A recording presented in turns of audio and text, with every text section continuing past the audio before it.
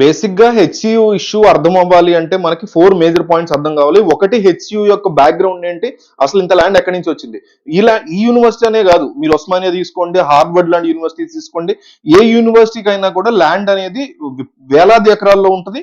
భవిష్యత్తుని డిసైడ్ చేయడానికి స్టూడెంట్స్ యొక్క చదువుకునే కెపాసిటీ, చదువుకునే ప్లేస్, లొకేషన్స్ ఇవన్నీ పెరగడం కోసం వేలాది ఎకరాలని ప్రతి దేశంలో కూడా ప్రభుత్వాలు కేటాయిస్తూ ఉంటాయి. అయితే హెచ్సియు అనేది మీకు 69లో మొదలైనటువంటి తెలంగాణ ఉద్యమం అప్పుడు, ఆ తర్వాత జయాంధ్ర ఉద్యమం మొదలైనప్పుడు 6 కేటగిరీస్ గా డివైడ్ చేశారు. ఆంధ్రప్రదేశ్ తెలంగాణ కలిసి ఉన్నప్పుడు ఆంధ్రప్రదేశ్ ని ఆ కేటగిరీస్ లో ఈ హైదరాబాద్ అనేటువంటి దాన్ని ఒక జోన్ గా 6 జోన్ గా డివైడ్ చేశారు. 6 జోన్స్ లో ఒకటిగా మేజర్ జోన్ గా ఇక్కడ అందరూ వచ్చి చదువుకోవడానికి వీలుగా హైదరాబాద్ సెంట్రల్ యూనివర్సిటీ అనేది అప్పటి గవర్నమెంట్ క్రియేట్ చేసి 74లో ఆ టైంలో క్రియేట్ చేసి ఈ జోన్ లో ఒక మంచి యూనివర్సిటీ ఉండాలనేటువంటి యూనివర్సిటీని స్థాపించి దానికి గాను 1500 ఎకరాలు, ఈ ఉన్న ప్లేస్ కాకుండా 1500 ఎకరాల వరకు ఇచ్చారు.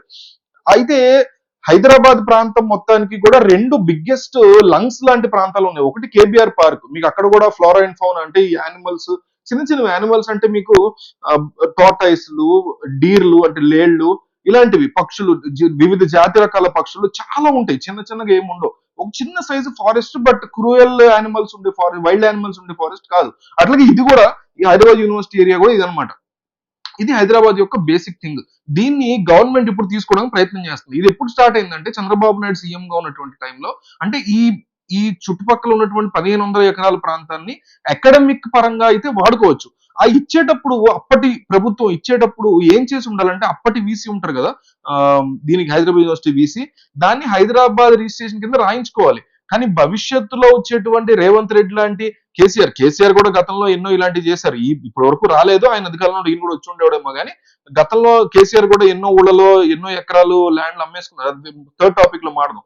సో భవిష్యత్తులో ఇట్లా ప్రభుత్వాలు చేస్తాయని చంద్రబాబు లాంటి వాళ్ళు, కేసీఆర్ లాంటి వాళ్ళు, రేవంత్ రెడ్డి లాంటి వాళ్ళు చేస్తారని ఊహించలేదు అప్పట్లో వీసీ. అందుకే రిజిస్ట్రేషన్ చేయించుకోవాలి. అది వాడు చేసినటువంటి తప్పు. ఈ రోజు లీగల్ గా కంప్లీట్ గా కూడా అది ప్రభుత్వానికి చెందేటువంటి భూమి అయిపోయింది. ఎందుకంటే భవిష్యత్తులో ఏ ప్రభుత్వమే ఇచ్చింది కదా, రేపొద్దున ఇంకో ప్రభుత్వం వస్తుంది, వాళ్ళు తీసుకుంటారని ఎవరు ఊహించలేదు. పిల్లల కోసం, భవిష్యత్తు కోసం, యూనివర్సిటీకి మాత్రమే ఉంటుందని నమ్మారు. సో ఇప్పుడు అది రిజిస్ట్రేషన్ అయ్యలేదు. ఈ ప్రాంతంలో ఒక ఐటీ సెక్టర్ ని తీసుకొస్తాము, లేఅవుట్లు వేస్తాము అనేసి దాన్ని అమ్మేటువంటి ప్రయత్నాన్ని ఈ రోజు తెలంగాణ సర్కార్ చేసే ప్రయత్నం చేస్తుంది. అదేమో రిజిస్ట్రేషన్ లో లేదు.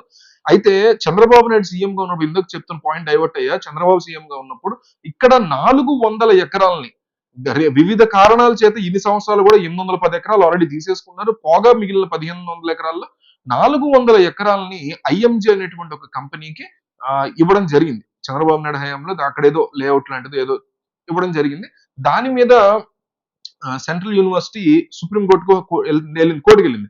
కోర్టు చాలా క్లియర్ కట్ ఇప్పుడు ఇచ్చింది. 18 ఏళ్ళ తర్వాత. మన దేశంలో తెలిసింది కదా, న్యాయం గెలవడానికి, న్యాయం గెలుస్తలేదు డౌట్, ఒకవేళ గెలిస్తే 20 సంవత్సరాలు పడుతుంది గెలవడానికి, ఈ లోపు మనం ఉంటాం లేదు తెలియదు కేసు వేసిన వాళ్ళం. సో 18 సంవత్సరాల తర్వాత ఏం చెప్పిందంటే, లేదు ఇది ఐఎంజీ వాళ్ళకి ఎట్టి పరిస్థితిలో చెందదు అని చెప్పి ఊరుకుంది. అప్పుడు ఏమైంది, చెప్పేటప్పుడు ఇది హైదరాబాద్ సెంట్రల్ యూనివర్సిటీ ఇదే అని కోర్టు చెప్పకపోవడం వల్ల అది ప్రభుత్వం యొక్క ల్యాండ్ గా మిగిలిపోయింది. అంటే అప్పట్లో ఫ్యూచర్ లో ఇట్లా వస్తుంది, ఇలా జరుగుతుందని ఊహించక వాళ్ళ యూనివర్సిటీకి ప్రభుత్వం కేటాయించిన భూమిలో ఇది హెచ్సియు రిజిస్ట్రేషన్ చేయించుకోకపోవడం వల్ల వచ్చినటువంటి తప్పు వల్ల ఈ రోజు రేవంత్ రెడ్డి ప్రభుత్వం దీని మీద కన్నేసింది. ఇది తీసుకునే ప్రయత్నం చేస్తుంది. ఇందాక చెప్పినట్టు గతంలో కేసీఆర్ కూడా ఒక్కొక్క జిల్లా నుంచి 1000 ఎకరాలు చొప్పున 33,000 ఎకరాలు అమ్మి, వీళ్ళందరూ ఎందుకు అమ్ముతారు? సెకండ్ పాయింట్ అదే చెప్పబోతున్నా.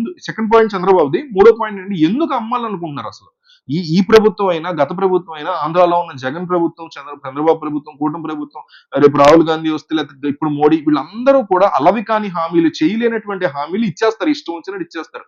అవి వర్కౌట్ అవ్వడం ఇంత డబ్బులు ఉండవు. బేసిక్ గా డబ్బులు అనేవి వీళ్ళ దగ్గర ఉండవు. ఇష్టం వచ్చినట్టు హామీలు, గెలిచి అధికారంలోకి వస్తే చాలు మాకు అనేటువంటి ఒక ఇగోతో గెలుపే పరమావధిగా, సీఎం కుర్చీ, పిఎం కుర్చీ పరమావధిగా, ఎమ్మెల్యే కుర్చీ, ఎంపీ కుర్చీ పరమావధిగా వీళ్ళు బతుకుతారు. అందులో భాగంగా ఇష్టం వచ్చిన హామీలు ఇచ్చేస్తారు. ఎక్కిన తర్వాత వీళ్ళకి డబ్బులు ఉండవు. కనీసం తెలంగాణలో అయినా, ఆంధ్రాలో అయినా జీతాలు ఇవ్వడానికి కూడా అప్పు చేసేటువంటి పరిస్థితి ఉంది. ఈ విషయాన్ని వాళ్ళు ఎలక్షన్ ముందు ఒప్పుకోరు, తర్వాత ఒప్పుకోరు, రెండు వైపులా ఒప్పుకోరు. ప్రతిపక్షాలు ఒప్పుకోవు, అధికార పక్షంలో ఒప్పుకో, అప్పుడు ఉన్నవాళ్ళు ఇప్పుడు ఉన్నవాళ్ళు ఎవరు ఒప్పుకోరు. ఒప్పుకోకుండా మా వల్ల అయితేనే బాగా జరుగుతుందని సొల్లు కబుర్లు చెప్పి అధికారంలోకి వచ్చిన తర్వాత ఈ రోజు ప్రజలకు ఇచ్చిన హామీలు కావచ్చు, లేదా రాజకీయ పరంగా వీళ్ళు నొక్కేయాలనుకున్నారు, ఏదైనా రీజన్ ఏదైనా కావచ్చు, దానికోసం ఇలాంటిది అమ్మినప్పుడు ప్రభుత్వానికి డబ్బులు వస్తాయి. హెచ్సియు యొక్క భూమి వీళ్ళ కింద ఉంది కాబట్టి 400 ఎకరాలు లీగల్ గా ప్రభుత్వానికి హక్కు ఉంది. కానీ ఇది ఎట్టి పరిస్థితుల్లో అమ్మకూడదు. ఎందుకంటే బేసిక్ ఎన్వైర్న్మెంట్ థింగ్ ని నాశనం చేసేది అది ప్రభుత్వం ఎందుకు అవుతుంది? మనం అందరం ఎంచుకునేది ఒక ప్రభుత్వాన్ని ఎందుకు ఎంచుకుంటాం? మన భూమిని అమ్ముకు దొబ్బి మనకి డబ్బులు పంచమని కాదు కదా. మన జీవరాశులు ఏవైతే ఉన్నాయో, మన లంగ్స్ లాంటివి, జంతువులు పక్కన పెట్టేయండి. హైదరాబాద్ ప్రాంతానికి 2 లంగ్స్ లాంటి ప్రాంతాలు ఇప్పటికే విపరీతమైన అర్బనైజేషన్, విపరీతమైన కాలుష్యం, పొల్యూషన్, ట్రాఫిక్ తో అస్తవ్యస్తంగా ఉండేటువంటి హైదరాబాద్ కి కొద్దో గొప్ప మిగిలినటువంటి ప్లేసెస్ ఈ 2. కేబీఆర్ పార్క్ ఓ పక్క ఇది. రేపొద్దున ఈయన తీసుకెళ్లి 400 ఎకరాలు ఏదో అవి లేఅవుట్ వేస్తా అది ఇది అంటారు. రేపు ఇంకో ఎవడో సీఎం వస్తాడు. ఆయన మిగతా కూడా తీసేసుకుని ఓన్లీ ఆ బిల్డింగ్లు మిగులుతాయి అల్టిమేట్ గా. అట్లాగే రేపు పొద్దున ఇంకొకళ్ళు ఎవరు కేబీఆర్ పార్క్ కూడా క్లీన్ చేసి కేబీఆర్ పార్క్ కూడా తీసేసుకుంటారంటే, సో ఈ కైండ్ ఆఫ్ ఇది తట్టుకోలేక స్టూడెంట్స్ చేస్తున్నటువంటి అబ్సల్యూట్ ప్రొటెస్ట్. నిజానికి ఈ ప్రొటెస్ట్ ఎవరైనా చేయాలి అంటే స్టూడెంట్స్ కాదు. అసలు స్టూడెంట్స్ కి సంబంధం లేదు. పాపం వాళ్ళు ఎన్వైర్న్మెంట్ మీద ఉన్నటువంటి ప్రేమతో జంతువులకి, జీవరాశులకి అన్యాయం జరగకూడదనే ఫీలింగ్ తో స్టార్ ఫిష్ అంటాం, స్టార్ టార్టైస్ అంటాం, నక్షత్ర తాబేలు అంటాం, చాలా రేర్.